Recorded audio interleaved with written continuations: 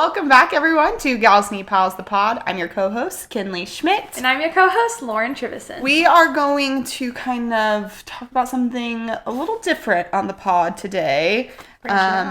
Instead of friendship, which is our typical topic of conversation, we are going to talk about the other main part of Gals Need Pals, which is... event planning. Yes. So we wanted to make sure that this pod was really well-rounded and talk about all the things that we do instead of just, friendship, because that can get kind of monotonous. And Gals Need Pals is more than just friendship making. It's event planning, it's social media, it's a whole lot of things. Yeah. We wear like 10 different hats each and are doing a million different things to get these events to go correctly and smoothly. Because at the end of the day, yes, we want you guys to make friends and everything, but as the hostesses of the mostesses, we like to also create memories for you guys and make them as special as possible. So it's not like, oh, I just spent however much money on this little get together with some girls. It's like, oh, I had a really positive experience, a great memory that I can hold on to, and then it's a good story, You tell your friends down the road, like, I'm at your auntie so-and-so at Gals Need Pals, and it was a hoot. We did X, Y, and Z, and people feel special at the end of the day. Cause I think that gets forgotten sometimes in event planning, where you're so focused on, okay, we need to, sell something, we need to do X, Y, and Z, but what are events for? They're for people. They're for that human connection, and I think that's kind of our secret sauce, if you will, and what separates us and sets us apart is really focusing on that, making sure every guest feels special and important. Yeah, I think we should probably address how we got started in this in the first place. That would probably be a good way to kick this off. So I obviously started Gals Need Pals because I needed to make friends because I was lonely. But I think the event planning came naturally to me because I always tell people when you're a teacher, which I was a third grade teacher, you're event planning every single day. You're making sure that every single day is entertaining and enough for, little 8-year-olds to be entertained for 8 hours. And so event planning comes very naturally to teachers. So if you're a teacher listening to this pod or watching this podcast on YouTube and you're like, I am fed up, I hate teaching is ruining my life, my mental health's in the garbage, that's how I felt a little bit, you could easily switch careers into event planning. And the reason I say that is because event planning is basically balancing a lot of moving parts at once. Yeah. And teachers are absolutely incredible with juggling tons of moving parts because we're doing it every single day. And so, and the event planning part is still 10 times less stressful than the teaching. Oh. So you're not only using your skills of, balancing and juggling all those moving parts, but it's also less stressful. And I don't know if that would necessarily be true for event planners that were never teachers. Like, they might think this is a very stressful job, which I'm not saying that it doesn't have its stress, but it's definitely less stressful than teaching. That's crazy. So teachers out there, if you're looking for a career switch, event planning might be perfect for you.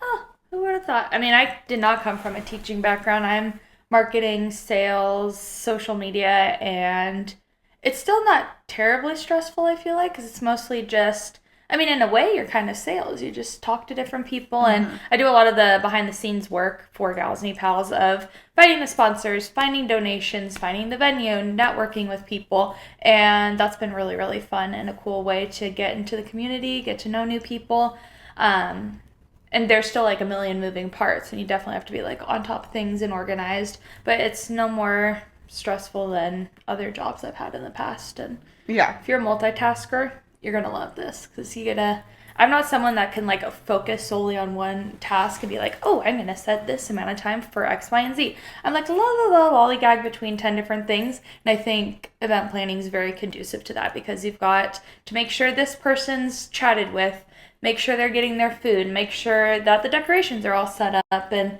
looking nice, and you've got, vendors to take care of and lots of different aspects that turn, instead of, oh, I'm going into this establishment and like, let's say we're at a wine bar. You go to the wine bar, normally you go in, have a drink, talk to a friend, hit the road. Here, we're making sure, oh, you're at the wine bar, but let's make sure you have your food. Let's make sure you have a nice atmosphere and ambiance, and it's kind of nuts to think about all that goes into. Yeah. You have to curate a vibe, right? Yes. And so I would say the reason we do our events the way that we do them is probably stems a little bit from my family and my dad specifically. My dad owns his own business and he hosts, conferences and things like that. But he's just very detail oriented. So I gained that skill from him. So when it comes to these events, I didn't want to just be like, okay, I'll plan an event. We'll go into a workout class for an hour and we'll call it good. That was never my intention. I wanted to really create a memory for the women that come, and I want the girls to come back. Even though, yes, it's a friendship making organization and hopefully you make a friend and then you can go and hang out with that friend all on your own. I hope that you still come back because obviously it's just an organized girls' day night out. Yeah. But I really want to make sure that each event is special, and that's why we do our events with different businesses each time so that nothing seems monotonous. No. But also like the detail is very important to me. And the reason why is my dad creates these incredible conferences for his business, which has nothing to do with event planning or, even being even creative at all, to be honest. But he is so detail oriented that it makes people want to come back to the conference every single time. Nice. And he just also creates this memory from just small little details, and people talk about that, and that's what you want. You want people to, go out into the world and be like, oh yeah, like Gals Meet Pals events are so cool because not only did I go to a workout class, but then after they had, a coffee bar with all these, different syrups, and, they had cups that were cute, and their decor was really well themed and specific, and they had giveaways or they had raffles.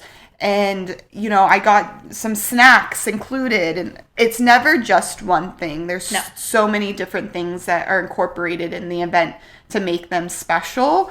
And I think that's really key to event planning, because if you're just doing one thing, it's just going to get boring or it's not going to be memorable. Exactly. And I'm using a lot of these skills to think about when I'm planning my wedding. I'm thinking about what would my guests want, right? Yeah, of course, the day is about me and my fiance and it's our day, but there are people traveling in all the way from Texas to the Pacific Northwest. And so, of course, I want to make it really extra special. And how do you do that? And that's really the secret sauce, I think, of event planning, is making sure 100%. That you're curating a whole vibe for that entire time period of your event. In our instance, we only have 2-hour events. So for those 2 hours, it's going to be special from the moment that they arrive by being greeted by the two of us. Oh, yeah. Always make sure that we're there checking them in, giving them their raffle tickets or whatever, getting them set up, and having, I think, those friendly faces, too, where you're walking into an event, you're like, oh, I recognize these girls from social media, from my friend who recommended me to come to this, from the flyer that I saw, and then it just kind of continues to translate through the rest of the event, which is kind of cool. Yeah, and I think having a specific theme or concept from the very beginning to the end is very important as well. Oh, yes. So like Cohesion. that cohesion's so important. I think that's what we also really try to do is if, I'm going to use one of our events as an example, which was a workout class with Hotworks in Seattle. Oh, yeah, that was a really cool one. And the first graphic that was, posted to our Instagram to invite people, it, was fire themed, right? Because Hotworks that's one of their logos is like a flame. And so, the graphic itself incorporated that flame, and the color scheme was red and yellow and orange. So it started out that way. And then when we got to the event, we had cups and plates and all the things, and they were also flame themed or, red and yellow and orange themed.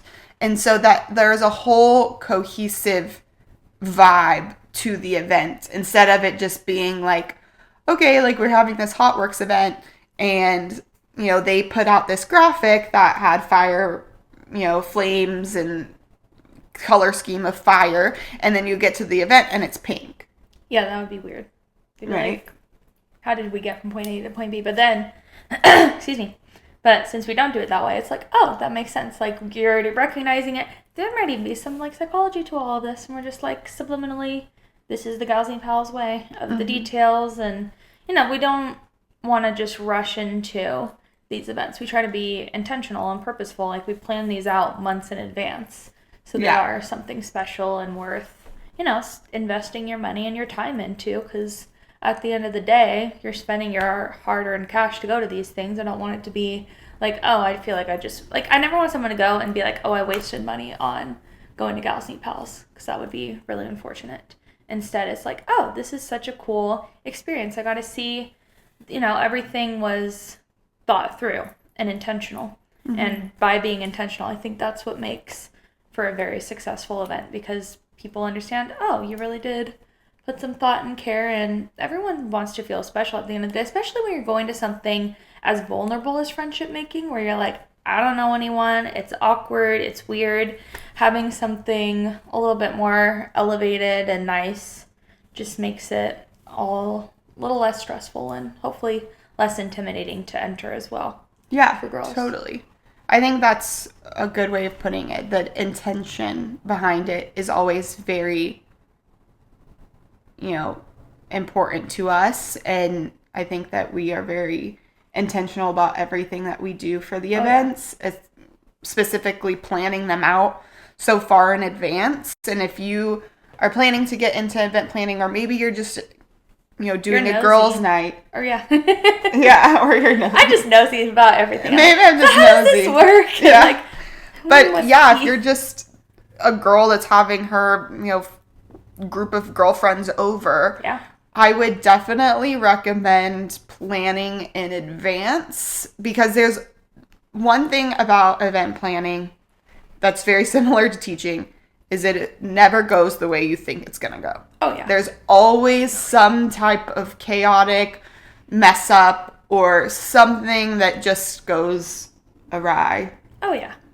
It's never a dull moment in our industry, for sure. So plan something far in advance, and then be willing to be flexible and pivot, because something's gonna happen, which has happened so often in our cases. I mean, we become very adaptable to all sorts of situations. One of my favorite ones was, speaking of fire, when the fire alarm went off at our Halloween party a couple of years ago.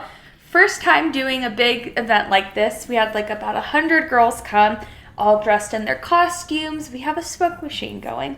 Supposedly, we were not supposed to have said smoke machine. It was not in the contract. I checked. It was not, so we didn't get fined. TG.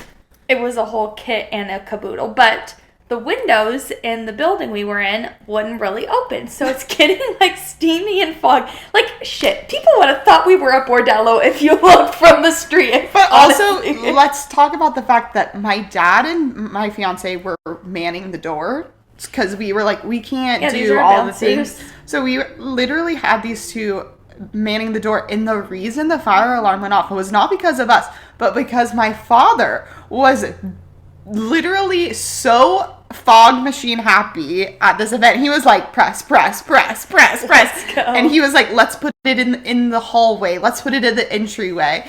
And he was just so excited about this event because my mom was out of town or something. And he was just like desperate for something to do. So he was like, let me help. And I was like, okay. Classic and Joe. He was the reason the fire alarm went off. Yeah, but then it's just so funny because we're like halfway through an event, a million moving pieces again because it's an event, and it's like our big first year birthday party celebrating the fact that this business survived 12 months. Yeah, true. Freaking fire department comes. We got all these firefighters rolling up, and Also, again, this is a Halloween party, so everyone's like scantily clad, and not even just to be like, ooh, scantily clad, but it's like you can be safe in whatever costume you want to wear because there's no guys to interrupt. Well, lo and behold, the guys surely interrupted. Not in like a bad way per se, but it was just like, of course this happens to us, and we're like, yeah. the fuck do we do? So Kinley and I are looking at each other, like calling each other, trying to get everything sorted out, and we're running around the whole building, making sure our guests are taken care of. We're okay. We could have been so fucked because of this. I know. Because this building, we were on the top level, but this building had a bottom level event space, which there was an event at this location at the bottom, and they had to evacuate because they didn't know why the fire alarm was going off. And we didn't evacuate because we're like, it's fine. We know we're the reason. Chilling. But this entire bottom event space evacuated. Don't know. It was like a birthday party. I don't even know. They had to evacuate it too. Oh, they God. literally evacuated. It was so embarrassing. I was so embarrassed. But you know what? The firefighters came and they were like, all the single gals were having a grand old time. We were like, hello! The firefighters were like, what is this event? I was like, oh, it's a women-only social event organization. They're like, can we stay? Like, these girls are hot, and we're enjoying it. And I was like, no, but you can not charge me for having you come out here. And they're like, oh, we won't charge you. It's a free thing. And I was like, sweet, thank you so much. Well, as the single friend, you should have let us stay. We could have been some buddies, but that's fine. No. Whatever. Girls only. Yeah, probably for the best. But I am curious, as we've been chatting and stuff, the old wheels be turning, what was it like setting up your first ever Gals Need Pals? Because I didn't join the team until a couple of months on, and so I know how we do things now, but I am curious how Gals Need Pals kind of was kicked off from the start, and how do you go from I'm a teacher to let me put on an event for 75 women? Yeah. Well, again, obviously, just being a teacher, I just was like, okay, here's an event that I want to have. Let's see if I can use my skills as a teacher to put it together, and just take care of all the moving parts. But the first step was really just finding a location, which was tough, obviously, because we were brand new. We had no, experience. I'm just like, hi, I'm a teacher. I want to have an event for this many women, but I don't want to pay for the space. And, obviously a lot of businesses were like, no, thank you, which was fair. But finally I found a location that was, this was key, I think, if you're ever planning to do an event thing, or if, Gals Need Pals ever expands to a franchise, and you need some skills, here is one of them. Looking for a location that may be new, like a new business, because they need, clients. They need people to come into their door, and, maybe their advertising isn't working, so the real human experience is the best bet. And so I went to this new business. I was like, hi, I'm starting this business. I don't really know what I'm doing, but I think that there will be, a good amount of women that will show. And they were like, sure, why not? And it was a free event, so no one paid a ticket, but then they paid for their own food and drink at the event. And I sat with them and was like, can we do a specialty cocktail? And they said yes. Ew. And so they made a specialty cocktail for us. And then the I also just like reached out to like people I knew. So I DIY'd big like marquee letters. So Cute. this was I also didn't do this by myself. Let's be clear. I did have someone who I started Gals New Pals with, who's a good friend of mine, but she stepped down around the time that Lauren stepped in because she was starting her family and she has a baby now, and which is totally fair. But we both DIY'd the marquee letters together, and then I have a family friend that I tutor her son. Um, she has a bakery here in Spokane, so she Oh, did cute. cupcakes for us, which were really cute. What else did I do? I had other things. Um, Unfortunately, I didn't make our first ever event, so I'm nosy. Again, I'm nosy. I like to yeah, see I had everything that like happens. recipe cards for the signature drinks. Cute. I did work with a balloon company, and we did like a balloon arch. Pretty sure I paid for that though. I don't think that was free. What else? What else did I do? I can't remember. It seemed so far. It was It so was long ago, but two also and a there's half been years ago so almost. many events since that I'm like they're all running together. Oh, I know. It's But hard to think of like my favorite one or anything now. 'Cause I'm yeah, like, I you know what I got? I what did you did get? I got little decor stuff that was all so everything was pink themed because that's our brand, and I got pink disposable cameras. So I had everyone like using the disposable We cameras. should do that again. That's so cute. Yeah, so it was really cute, and then they just were having fun taking pictures, and I love that. um, yeah, I hope that it was successful. I mean, it was pretty successful. It was like 49 women showed up to the very first event. It was pretty good. Yeah, So lots of straight. I mean, you didn't know them, they didn't know you. no, I was literally didn't know a single soul. I was like, Yeah. hey, What's up? oh my gosh, so glad you're here. But now it's like we've got a reputation going, which Yeah, definitely helps get people in the door. yeah, but Okay. that's kind of how it started, and I just honestly sometimes you just kind of have to try and fail.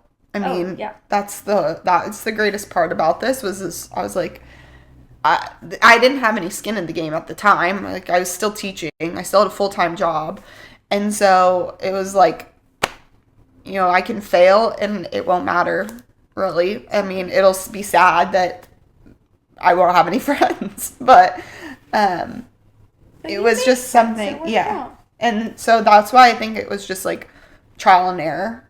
Oh, yeah. I think we're still And trialing and erroring at oh, times. all And the time. yeah, we're just two young girlies figuring it out. But Yeah. Greatest advice my dad ever has told me is all they can say is no.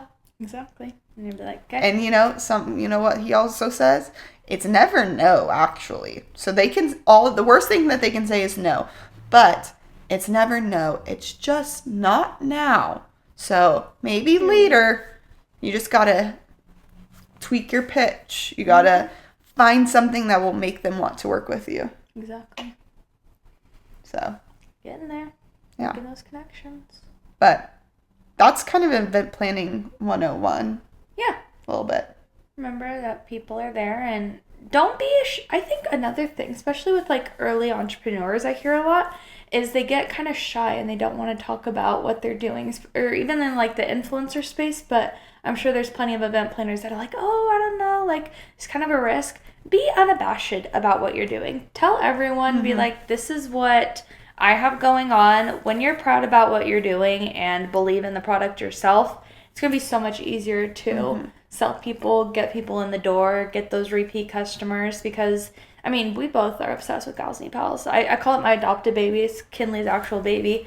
And we put so much time into it and love meeting all the women at the events. And then I'm out and about and I'm like, oh, let me tell you guys about Gals Need Pals and what we're doing. Yeah. So- And I think a lot of people also are very secretive about, like, oh, I don't want to share any of my tips and tricks because, like, what if someone will steal them? Like, people are probably watching or listening in and being like, why are you telling people this? Like, what if they These are take. trade secrets Yeah. and stuff. And it's like, in the end, you know what you're worth and what your company is worth and what you can do.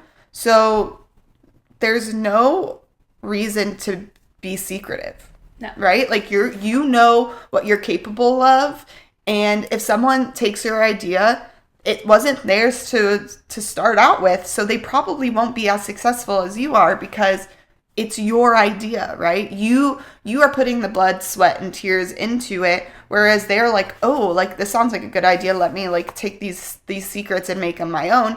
But they probably won't ever be what you are because and they're gonna give it their own yours. twist, which honestly sometimes having the competition can help, and everyone learns from each other. Or you just got to be proud of your product and stick with it. And that's the other thing too, is what we do is not the most simplistic thing, and it is challenging, and it's hard to stick with it for as long as we have. And I'm sure a lot of people will try. I mean, I know a local event business quit within the first year because they were like, this is really overwhelming, don't have the capacity anymore. And so just sticking through it and being there for the ups and the downs, lefts, rights, twists, and everything, you'll be fine. And so I think there is value too to sharing with other women, and I am a huge believer in community over competition, and I will preach that till I'm blue in the face, because why don't we lift each other up? And we had and I want to say that I've always believed this. Like, we did have an experience where someone literally stole the idea of Gals Need Pals. And I was frustrated and I was really angry, but then I just realized, like, with time, obviously that was within the first year of us being terribly long into it. And, a business. And so, of course, I was frustrated then, but now I sit back and, like, we look at competition as, like, oh, like, great, I'm so happy that there are more opportunities for women to make friends, or I'm, 100%. more opportunities for women to be successful, because no one will take what we have created. Especially like going into like the Seattle market where stuff like this already kind of exists, was a little, I mean, it could have been intimidating. We're delusional. We're like, whatever, we're just going to show up anyway. And there's so many people that there's a need, and we're going to work for some people, and some people it might not. But something I don't know why I keep telling this to everyone and their brother lately, but I was out to dinner with a friend last night, and she was like, oh, my social media page has been growing. And I was like, yes, girl, you're doing great. She's like, there's been a lot of haters and stuff, and I'm getting a little, like, intimidated. I said, ma'am, you want to talk about hateration and holleration in this dancery, the Lauren Trivison brand and stuff, and even Gals Need Pals at times. Haters. So many people have so many negative things to say. I mean, we have haters DMing us and saying God knows what. And they're like, why are you talking about women vendors and different things? And we're like, because we're a women-owned business and we wouldn't be here without them. But I digress on that. But I was telling her the crux of this tale is you could be the best apple on the tree. You said this in the last podcast. Oh, I did? Okay. Yeah. Well, yeah. You could be the best apple on the tree, and there's people that aren't going to like apples. And same kind of thing with business and stuff. And you got to be self-assured and confident. And I think being an entrepreneur will definitely give you a level of confidence that I never would have had if I had chosen a more traditional path with my career and stuff. For sure. I'm like, there's plenty of people that don't like me. This is going to work. This isn't. But I trust in myself. And having that is just going to snowball in a beautiful way. Yeah. And don't be discouraged, especially if your product or your service or whatever you're doing is specific to population or clientele. So obviously ours is women. We are trying to appeal to women. We are women, etc. Sometimes the men don't grasp onto the idea. Yeah, they don't. We're like, we've been slaving in the kitchen forever. No peace for you. Thank you. Yeah, and so there are times when businesses, like, will reach out to businesses and we'll talk to them, and their main people are men, and they don't get it. They don't understand it. They don't think that's going to work, and that's totally fair, and that's on them, and, like, that's their business model. Totally fine.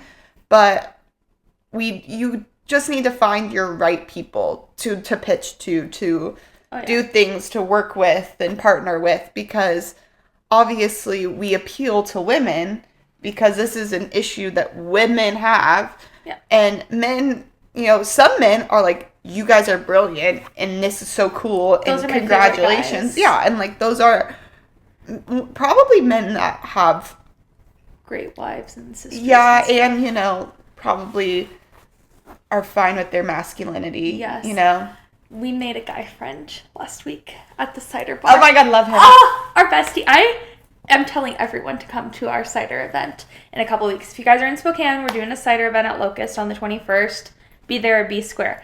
I'm telling everyone because we just had such a lovely time yapping with the cider sommelier, which I didn't even know that was a thing until we started connecting. And he was like a guy written by a woman, and he was lovely. Really? But some guys definitely can be, like, we had this one awkward business call a month or so ago with a guy, and he was like not getting it. The maths were not mathing for him, and we were like, okay, bye. Yeah. I think it's men who are truly okay with themselves and their success and all of those things that support us. Oh, yeah. Because, like, my dad and my fiance and the men in my life, they're like, this is awesome. Like, they want to hear every detail. My dad still calls me after every single event. How'd it go? How's your event? Like, what'd you do? Blah, blah, blah. And it's because he knows he's successful on his own. He doesn't need to hate on anyone else, especially women. And so I definitely think it's men that... my dad, and he's just so wholesome. And like when we're in Seattle and stuff, and he's like, how are you in Kinley? How are the events and stuff? And he always like gives us he like has, little baked snacks. goods and snacks. We're like, okay, have a safe trip up. Or like, yes, dad. And just, he's a girl dad too, though. He has 2 daughters. And so it's just really wholesome vibes. I love that. To be like, hey, King. And guy friends in my life and stuff are super supportive. And they're like sending their girlfriends. They're giving us business connections. I mean, it's very cute. Yeah, you definitely just got to find the right businesses and people in those businesses that want to work with you. Yeah, and I think sometimes there's a lot of no's. There is a lot of no's. Yeah. Don't worry about that. And I think the more that we're coming into our own with this, we're starting to attract the right people too. I feel like it's just been a nice magnet of like, okay, this is what we're doing, and people are really getting sold on the other. Like, yes, we get it, love it. We're starting to get more symbiotic relationships with businesses. Yeah, now that we've been... I think I've said this in the last podcast too. Symbiotic relationships has really been on my head as of late. Do you guys remember learning about that in science class in high school? I tried to block that whole time of my life out. I, like, for some reason, that's one of the few things I remember. Science and math, no. Kinley was, I'm a creative. I liked reading and writing and art. And so math and science never meshed for me. But that one thing I could, like, pop out of my head. No, that's like the mitochondria is the powerhouse cell, you know. Those certain things stuck in my head, and the reason why symbiotic relationship has stuck is because when I went to Africa, there literally are animals that are like have symbiotic relationships, like the rhinoceros with the bird on the rhinoceros's back is eating all of its like parasites and things off of the rhinoceros. So the rhino's like, sure, you can hang out on my back. That's so cool. And then the bird's, like, cool, I'm gonna eat. Also, I'm protected because I got this huge ass rhino that's keeping me safe. Incredible. So, anywho, symbiotic relationships. But no, and that's a nice thing too about being more established now. It's like, oh, hey, we've been doing this for a bit. We got a track record, which, as a salesperson makes it so much easier because we're like, here's what we've done. Yeah. Here's some data. Help us.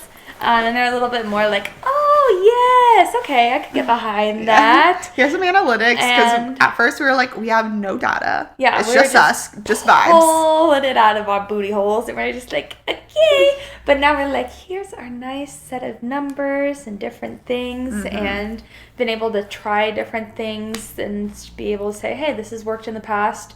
Let's adapt it. And it's cool to see how different events work in each city and how we can kind of copy and paste and do different things. I'm really excited for something we're starting to work on next week and things from like based off past events, and I just feel reinvigorated of sorts. Yeah, it's nice because we have events planned out up until like October. Yeah, that helps a ton. So, and there's people that we're like we've worked with before. We could be like, hey, how's it going, and be able to. Yeah, we're locked in right now. Yeah. But anywho, that is event planning 101 in a nutshell.